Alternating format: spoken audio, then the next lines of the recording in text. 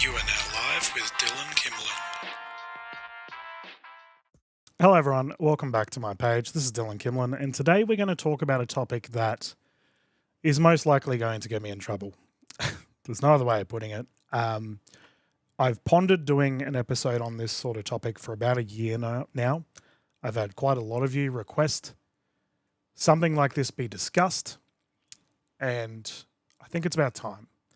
I want to make it abundantly clear that this is an opinion piece, and this is just coming off of years working in the scene now, experiencing and seeing things, and it's a tough one. I'm going to talk about things that people may get in their feelings about. Please understand that if I talk about a topic that you feel you may be involved with, or if you may be somehow co-aligned with, it's not a personal attack on you, okay? Ultimately, today's topic is talking about when will Australian pickleball become professional? And it's not to do with the pro scene. I want to make that abundantly clear. Okay, we will reference the pro scene, but it's just general professionalism in the space, if you will. Honestly, the sport's still quite young, but I think we're old enough now that we should start having some things in place.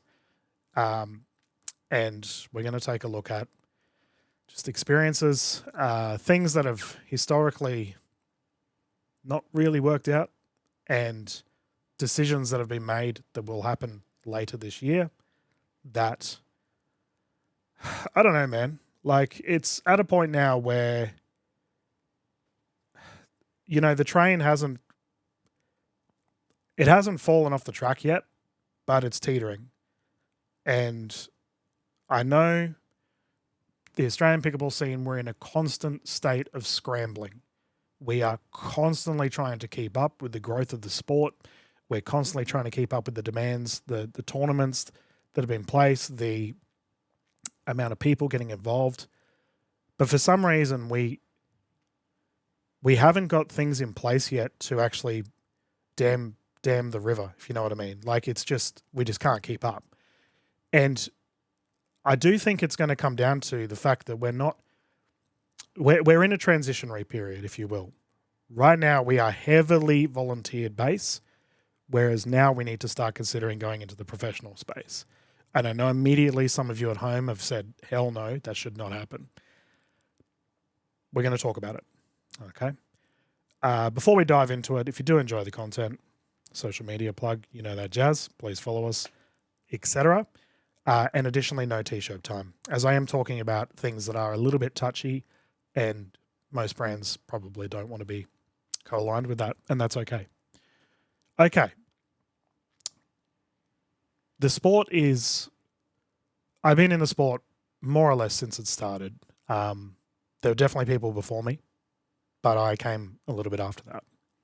And we have some of the foundations, some of the ways that the sport was running then, we still use now. Okay? It was quite a while ago, years in fact. Now, you could say, well, Dylan, a sport needs 30, 40 plus years to grow. There's an argument there. But I do feel that we have so many professional organizations working alongside Australian Pickleball, so many massive paddle brands and tournament groups, and you've got referees from all around the country that have had previous referees experience in other sports. You've got so many medical professionals that work in our space. We've just got so many people that are pros in their field, yet I feel that we are constantly trying to reinvent the wheel. I don't know why we never ask these other groups. It's just people would rather make it their own thing. And I do think it's because our sport is built on committees and volunteers. I have been a president of a club, been in state level committees. I've seen firsthand what happens. You build something up, other people will come in and they will immediately change it to what they think their best version of the thing is. Now, most times I won't say most times. Sometimes it is a good thing. Obviously, policies, procedures, constitutions need to be changed. Certain things need to be implemented that are a good thing, especially on the financial side of things. However, sometimes it's disastrous. We've seen that. There's many clubs that have collapsed, including my own, Morayfield Pickleball. I was the president of that. It is now no longer a thing. I've seen firsthand what happens when new committees get involved. Please understand, Morayfield crew, I'm not shouting you out. It's just an example. So the committee formula, our sport, it's ingrained with our sport. And yeah, sure, if you're running a club, that's cool. You know, it's how clubs survive. They just have a constant rotation of volunteers. They've got a constant rotation of new hosts coming in, taking over sessions, etc. But should this be happening with our state and national bodies? I don't know, man. Like, you know, PA obviously has a mix of a board, and then they've got a mix of like staff members, and they've got volunteers, they've got a lot of subcommittees. I understand the way they go about it, but it's still so heavily reliant on volunteers, which is kind of terrifying to me. Like, I constantly break news on things that I always get in trouble about. Seriously, you guys have no idea. Just about every episode I do, someone gives me a call about it. But it's because everyone tries and keeps this stuff hidden. I'm so over the cloak and dagger in our sport. I'm so over how it's paying members are just expected to just cop it and just shut up and take it. And our sport is so run by volunteers that they might not have prior professional experience in a particular field, but they're governing so many other groups and players that are financially invested in this sport. And I just want to bring it up. This is just a thought piece, just an opinion piece. Once again, I'm not calling anyone out. But at what point do we start trying to make this sport professional? Start getting paid staff members who are qualified to actually make these big decisions. People that are, dare I use the word competent? Let's put it this way. Okay, I go to just about every tournament in the country, a lot of them. You at home, however much you've played, whether you are new to the sport, whether you go to tournaments a lot, you might play your local rec session, you might do hosting. Have you ever heard anyone talk about things like, oh, geez, you know, the tournament was delayed by 3 hours, or for some reason we can't get a host to run my session, or my gold medal couldn't get refereed. What does my membership do? Why do I have to pay a club membership and then a state or national body membership? Like, why? What's the point of that? What's the difference between a duper and an AR? Like, okay, at least one of those things, I bet and they're just off the top of my head. I've just thought of those in the blink moment. There are so many things in which we just have this constant disparity and constant confusion that I feel it's because we're built on people that are just trying their best. Okay, the sport's built on volunteers. We're just trying to keep the train on the track because we're scrambling. We've been scrambling from day one. I've talked about the whole NSO thing quite a bit. And, you know, I know there's things happening behind the scenes regarding all of that. And I'm going to try and not talk about too many things behind the scenes in this episode. But we just need to up our game. Honestly, that's what it comes down to. You know, I work alongside people across the many tournaments and clubs that I work with who are amazing. They break themselves, but they've been burnt. They've worked alongside other groups. They've worked alongside other organizations, and they've all been burnt. I've been burnt many times in this scene.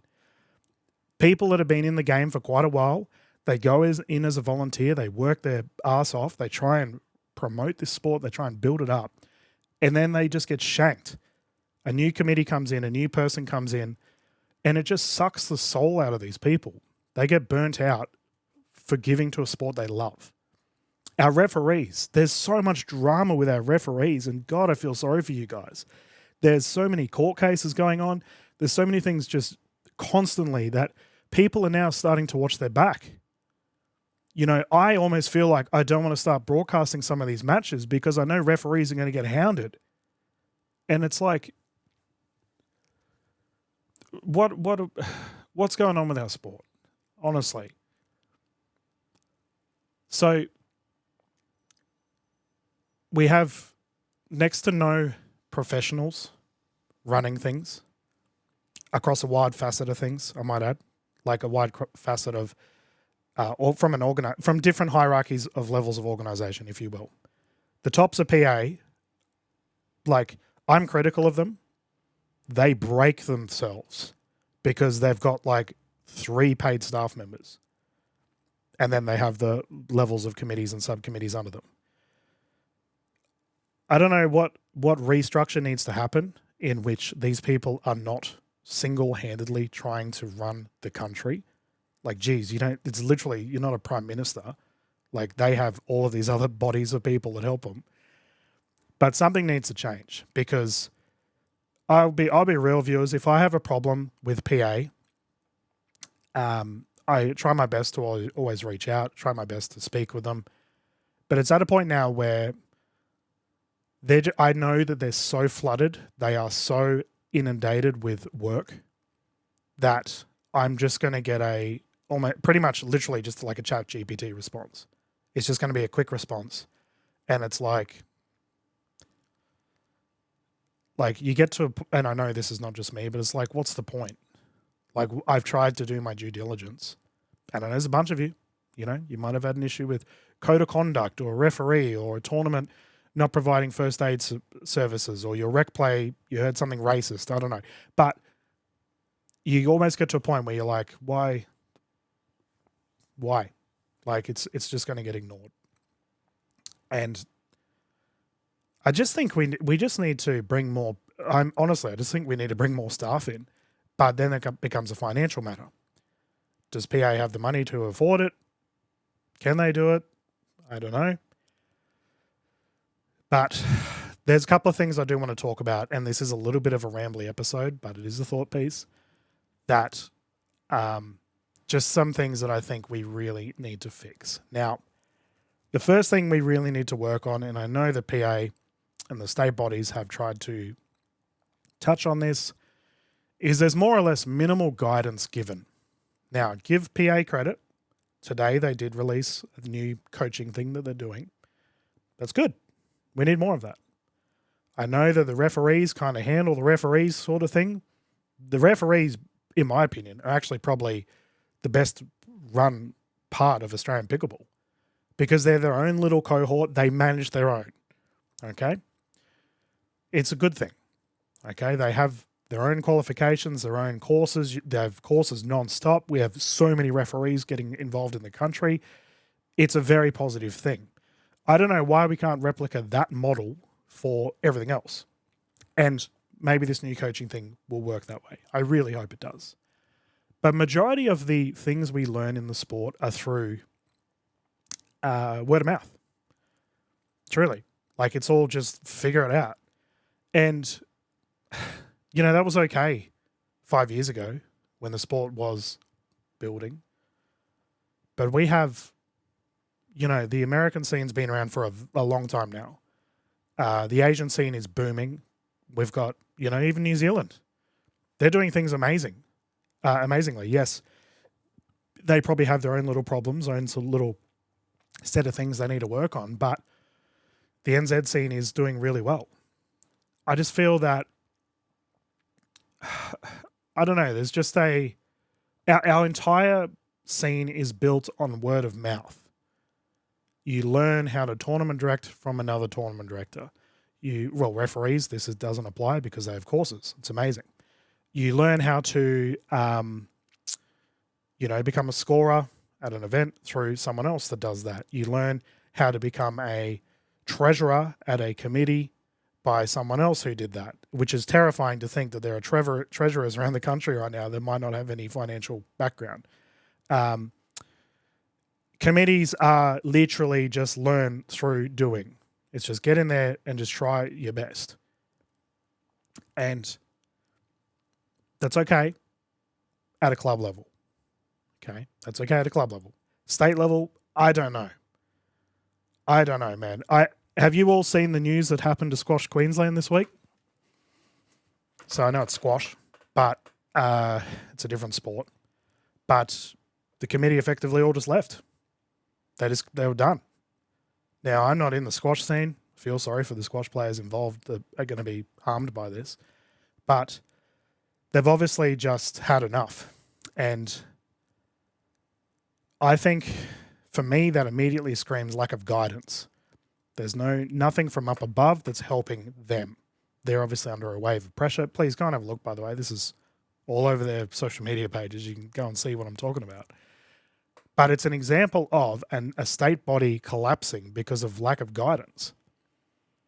And I am concerned that that may start to happen within the Australian pickleball scene. Because if you hop on right now, let's just do a exercise here. I know the answer to this, but you might not at home because you are, you might not be super involved in the sport like I am. So if I bring up my screen for you all, we can take a look at just the PA website. So this here is from the Pickleball Australia, just general website, okay? So if you just search Pickleball Australia, this is what's going to pop up, okay? It's great. Very, they've changed their color scheme. They're very happy, Now, if you were on a committee and you wanted to learn about, I don't know, how do I sanction a tournament? Let's say you're a new committee member and you're like, I want to come in and I want to run a tournament, okay? But I don't know who to contact within Pickleball Australia. I'm a little rural tournament. I'm a little rural committee.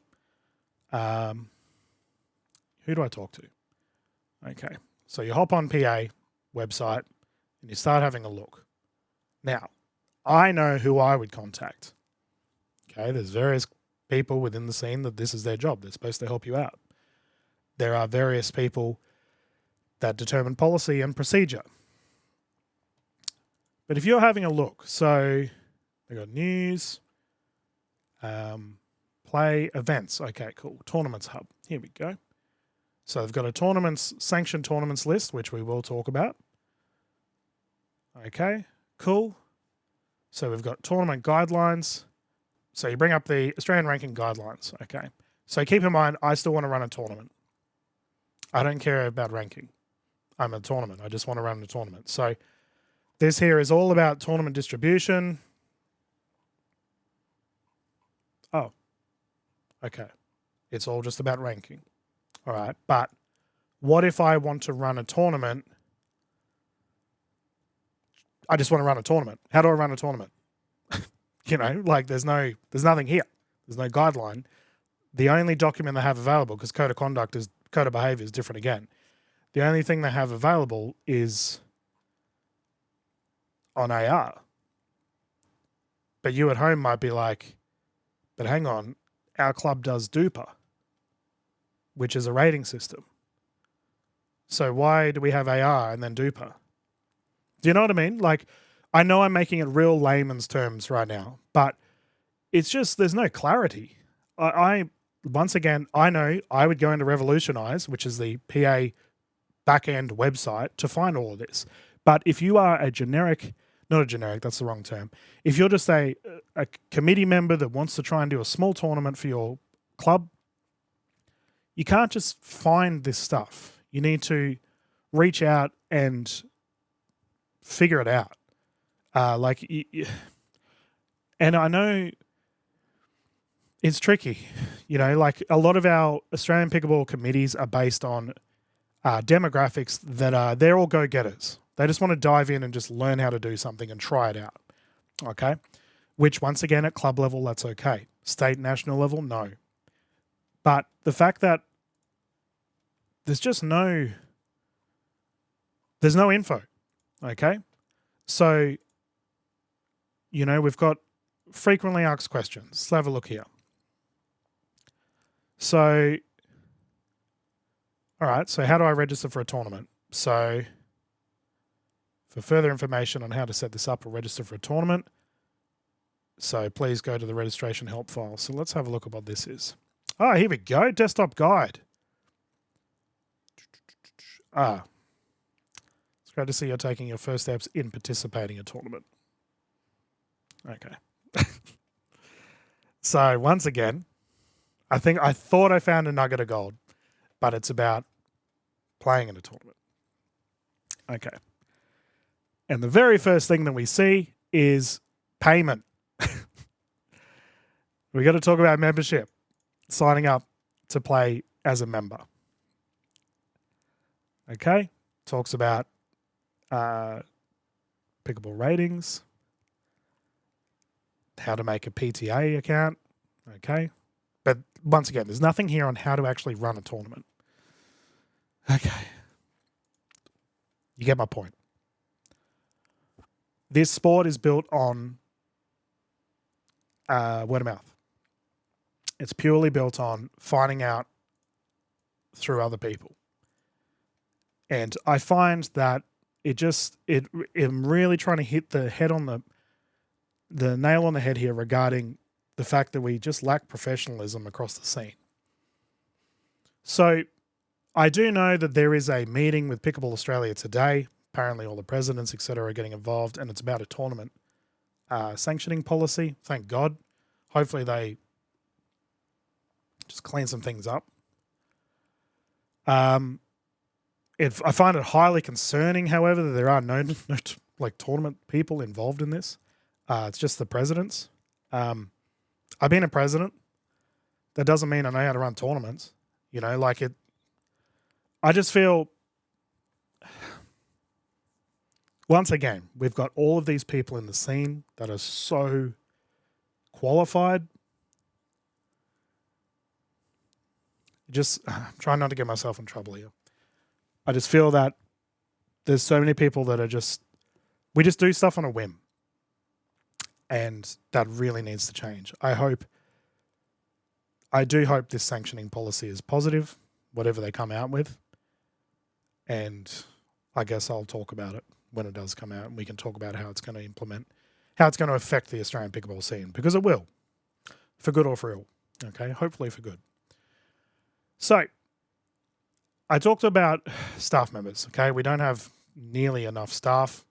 I'm not going to bring up the board and who's on it, etc., because obviously respect the privacy of our people, but you can find it all. But in my opinion, there's simply not enough. Okay, ironic. What's just come up on screen. So, in my opinion, there's money being made, and I could bring up the financials of PA. Once again, not going to. It's all public info. You can find it.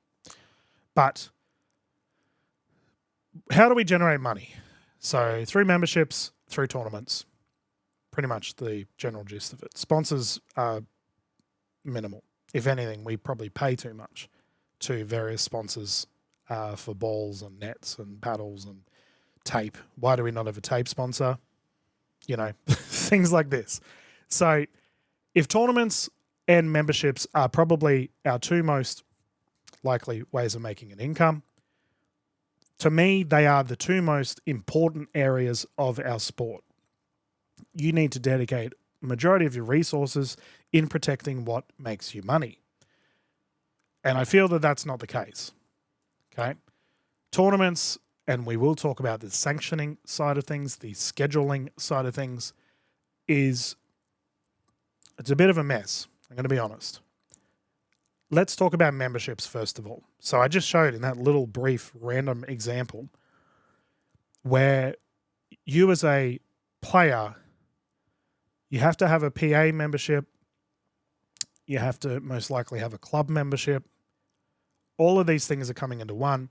Can you honestly ask yourself right now, What does your membership give you? And I know there's going to be people from PA, state bodies watching this like, Dylan, don't you dare talk about this topic.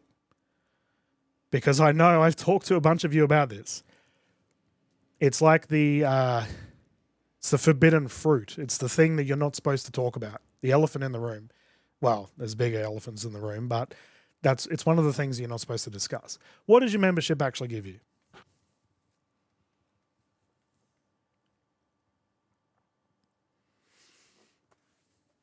Really? Think about it. What does it give you? Anyone that's in the game will tell you that it only gives you one beneficial thing, and that is insurance. Now, you could say it supports the national body. You know, my money goes in. It helps. And yeah, fair. Okay, fair. You know, we want to help get these staff members. We want to help build the sport. Okay, cool. Where is that money going? Okay. Because PA at this point in time only run APC. APC last year, I worked it, broke myself for it, literally lost my voice during it. It was okay. It was an okay tournament. Like, I'm not going to, yes, there were things that they could have definitely done better, but I think it was an okay tournament. Were there other tournaments that were better that year? Yeah. Was the player experience great though? From my understanding, yes. So there's goods and bads, okay? Please understand, PA, I'm not having a go at you about APC. But what I'm saying is the money that we're making via memberships, which, because you got players that play so many tournaments, their pickleball brackets payments, etc., their PA membership, etc., all of the fees, a chunk of that, by the way, viewers, if you aren't aware of it, fee distribution, a fair bit of it does go to state national bodies. Okay? Got to pay our referees. In my opinion, not enough. But these are things that it all happens. Tournaments don't often make too much profit. But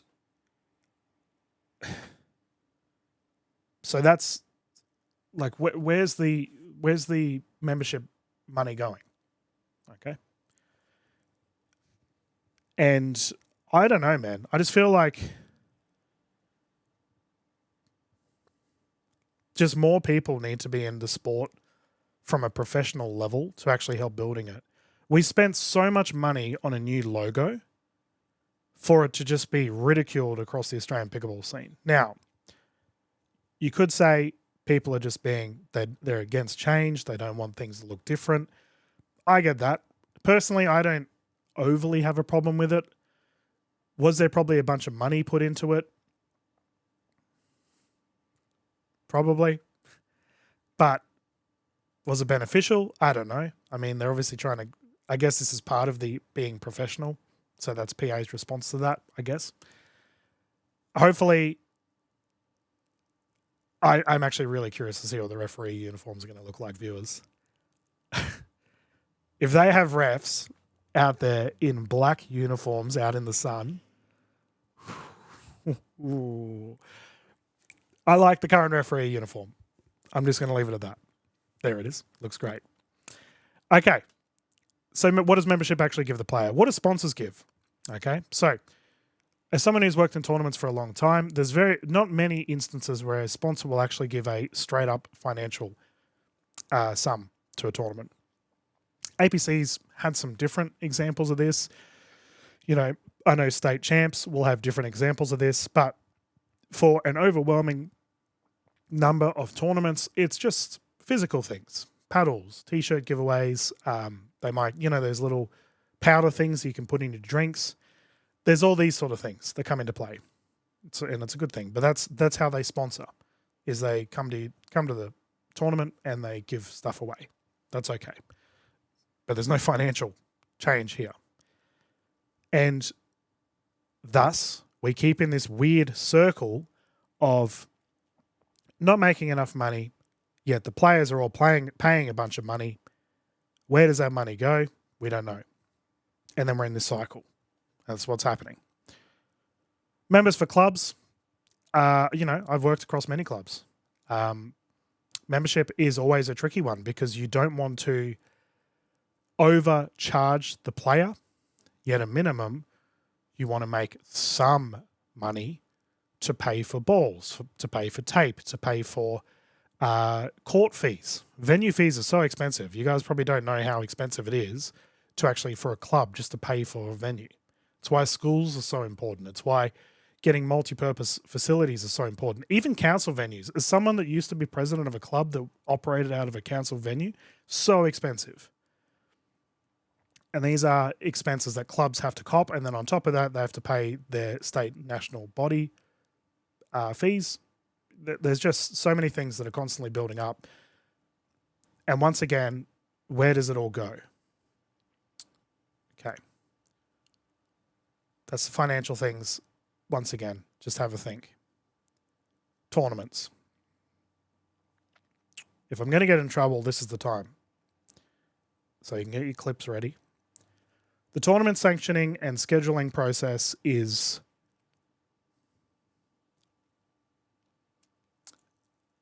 it's an absolute mess. Simply put, certain organizations are heavily favored over everyone else. Sanctioning gets disregarded constantly.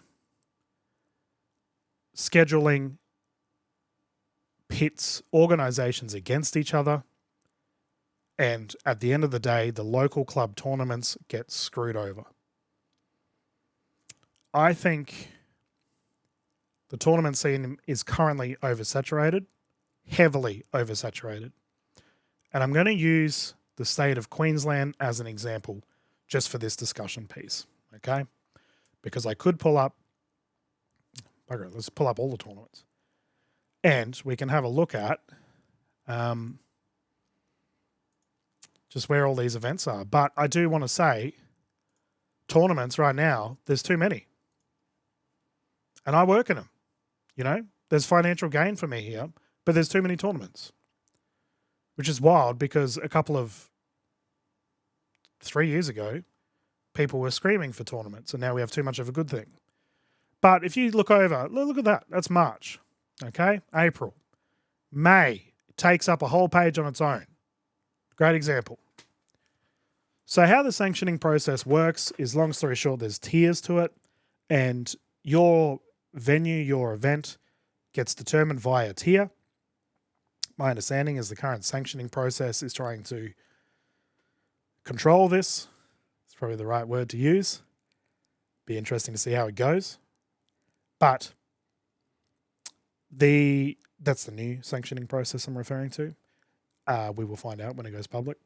But we are in May at time of recording, and there's all these tournaments. Now, oversaturation is a real thing. So there is, let's just have a look. Let's just use minor league as an example. 1, 2, 3, 4, 5, 6, 7 minor leagues.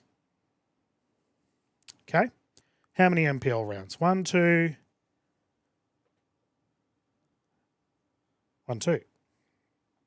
And then they had 3 in their fourth round there.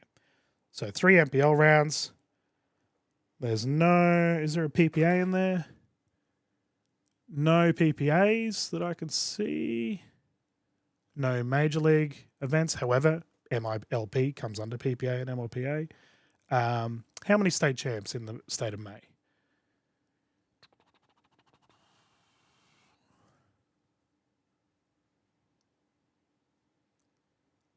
Territory, NT. And then was an SA this in here as well? I'm fairly certain SA was, South Australian Pickleball. The point is, there's a lot of the same type of tournament in the space of a month. And you could, obviously, an NT champs and a South Australian champs are 2 different groups. But some people might want to travel to both, potentially. I think there are way too many minor league events, and I like the minor league team. Please, team, don't take offense to this. I think there's too many minor leagues, and there are way too many QPTs. Once again, We're just going to look at the state of Queensland as a result. So, QPT Townsville and QPT Mackay. Hopefully they were great events. Actually, QPT Mackay would be this weekend. Yeah, good luck to everyone playing in it. I think the QPT formula has basically tried to overtake the local clubs trying to do a tournament in the state of Queensland. Now, you could argue it gives them an opportunity, gives them a chance to grow, but I would counter argue that a good local club tournament will succeed regardless. River City Classic, Northern Rivers Regional Rally are two amazing examples. The Yeppoon Retro is an amazing example. I just think,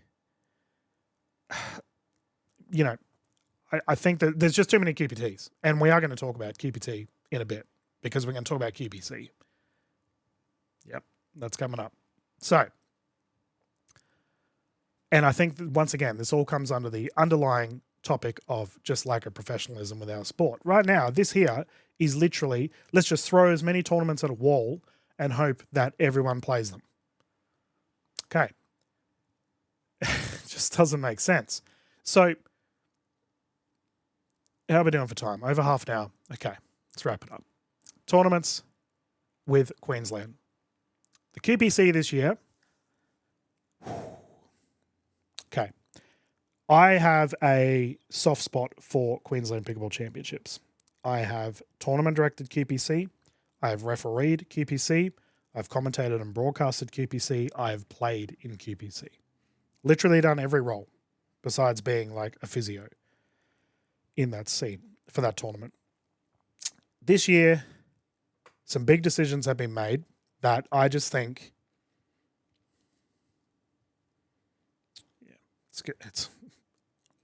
I'm trying to be really polite here. They have decided to cut certain services that I just don't understand. Now, the first one being they have opted to cut hybrid, which I've talked about in the past. I did a para pickleball interview with a bunch of para players. It was amazing. Go and have a look if you haven't yet. But we talk about the para space just constantly getting shafted. It's a great example. In my opinion, the two most underutilized scenes in the Australian pickleball space are the juniors and para. I saw today that PPA announced their first juniors tournament. That is amazing. I'm super happy for that. That's really good, honestly. But para continually gets messed around with. And hybrid isn't happening. I know so many players that like to be involved with the hybrid space. I know so many para players that like to be involved in the hybrid space. For state champs to actively go out of their way to not give as much playtime as possible to the para space is just,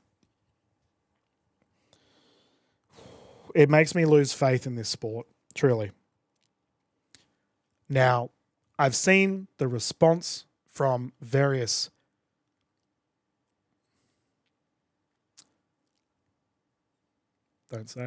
from various committee people regarding this topic, and the response was vile. There's no other way of putting it. The para players they were not happy with PIQ. And it's just an example of a service getting cut for QPC. Additionally, they've cut all commentary and broadcasting.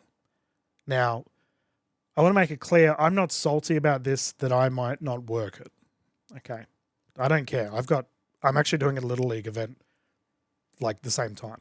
So I'm set.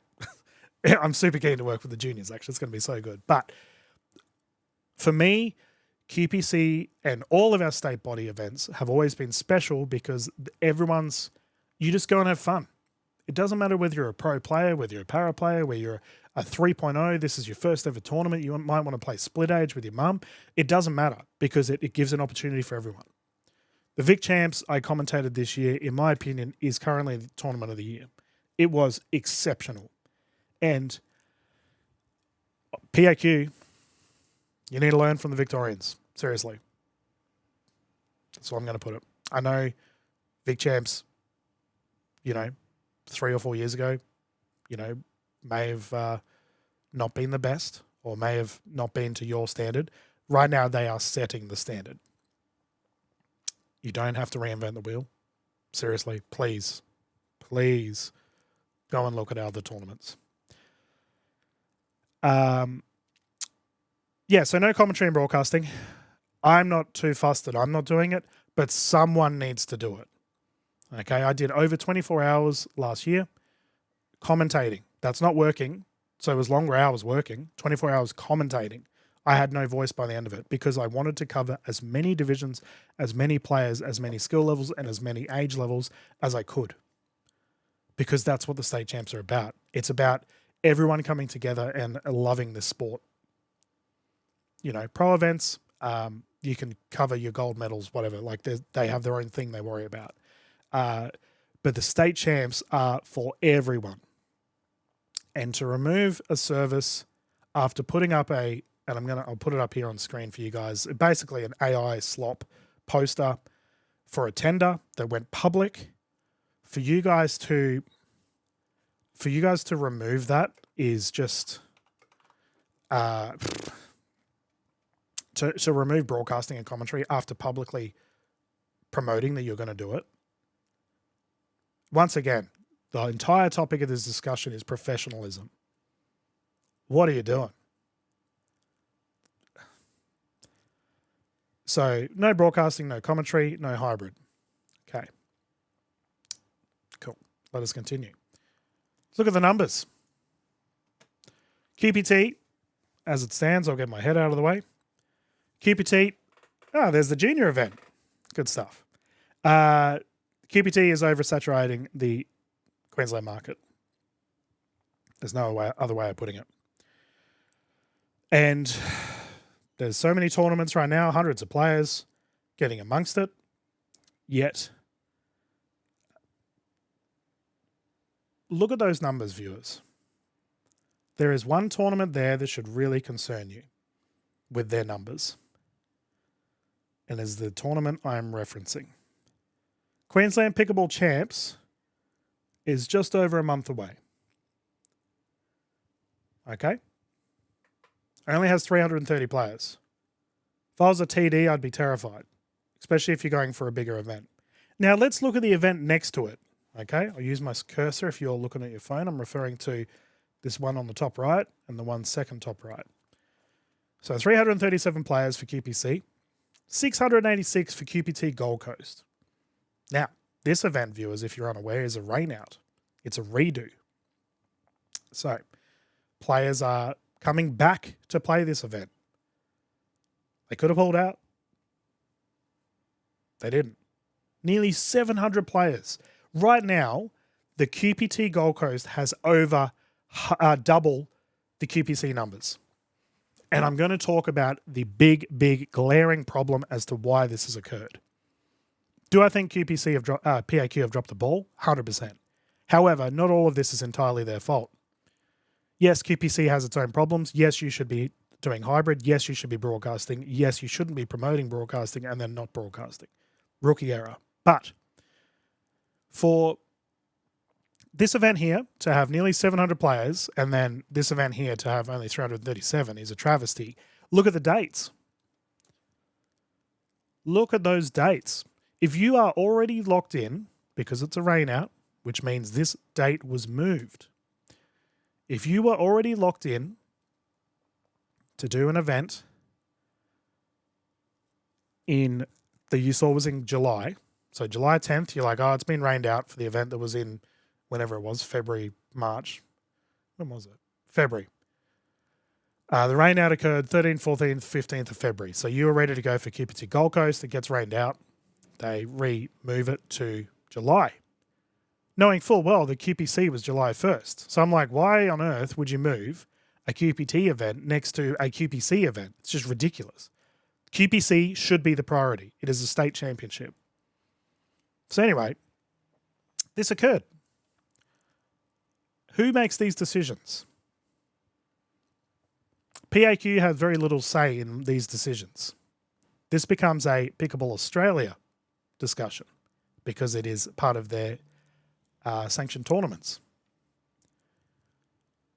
Why was it allowed that a QPT Gold Coast event was pushed to July 10th, the week after QPC, with PA knowing fully that a bunch of players who are already signed up for QPT Gold Coast, would not go to their state champs. Why was this allowed?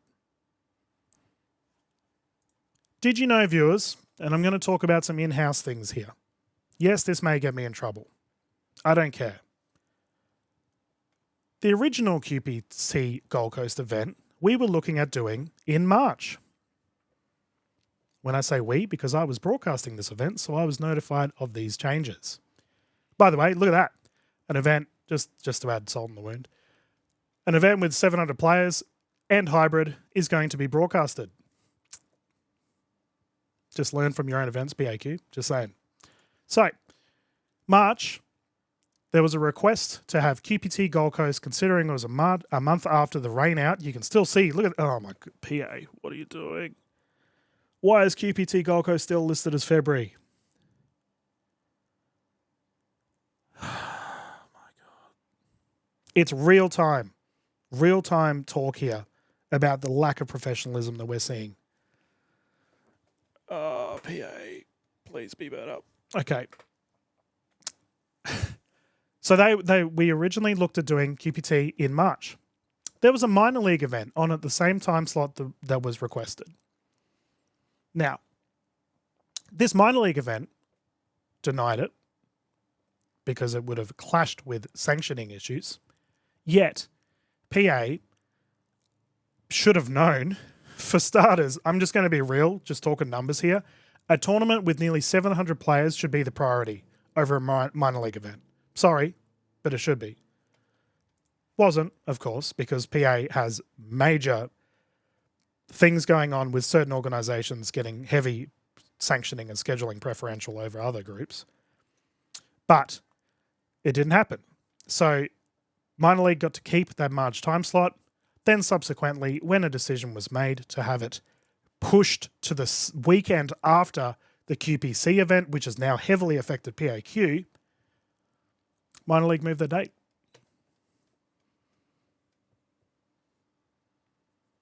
It's all in cahoots, viewers. All of these decisions are made because we don't have any polish, we don't have any decision-making processes that thinks of everyone. All of this occurred, and PAQ probably don't fully understand why this has occurred. All of this has occurred because a minor league event blocked a QPT Gold Coast event with nearly 700 players, and PA allowed it. That's what happened. Your Queensland Pickleball Championships may potentially be a financial failure. It will be probably one of the smallest state champs in Queensland history, considering, let's just have a look at the other two big state champs. Vic Champs, nearly 1,000 players. Incredible experience out of Craigieburn. Well done to the Victorian Committee. So if we have a look here, New South Wales Pickleball Champs has over 1,000 players. Massive congratulations to the New South Wales Committee. NSW has been just exploding right now with popularity. That's amazing. 1,000 players for the NSW champs, nearly 1,000 players for the Victorian champs, and Queensland has, where is it? So QPT Gold Coast, as I said, has 686. QPC this year doesn't even have 400. Doesn't even have 350 as it stands. Pickleball Queensland has always been the head of the largest growing state in Australian pickleball history. The other states have always been growing and catching up. And you could say maybe it's saturated, maybe it's sort of plateaued, maybe there's people that are less interested in these tournaments. I think this has all occurred because PA, due to a sanctioning and a scheduling thing behind the scenes, has allowed a small team-based tournament to be prioritized over a QPT Gold Coast event with pushing 700 players. It is now directly impacting the 2026 Queensland Pickleball Championship. This is a domino effect, viewers. And it's definitely occurred. And as such, QPC will have very small numbers. Yes, the hybrid comes into it. Yes, the broadcasting aspect comes into it. I don't fully blame PAQ for the numbers. Hybrid and commentary and broadcasting, yes, bad decision. But the numbers should definitely be bigger. And I think it's due to the sanctioning problem, which has come back to my original point. The professionalism of our scene it's just not there. It's just not. I've just shown you guys multiple examples, just using what's public information. The knowing what kerfuffle happened behind the scenes isn't public information, but the sanctioned tournament list and the trying to find how to run a tournament, great examples of there's just not enough info out there. We don't have enough guidance. We don't have enough things being introduced into our sport that can help. The referees are the only little island that manages themselves. And there's a ton of drama within that space as well. Let me know your thoughts, viewers. I'm not going to suggest a fix. I have given up suggesting fixes to PA regarding a lot of these topics. I was the one pushing for a code of conduct for years, and PA got it done. Thank goodness.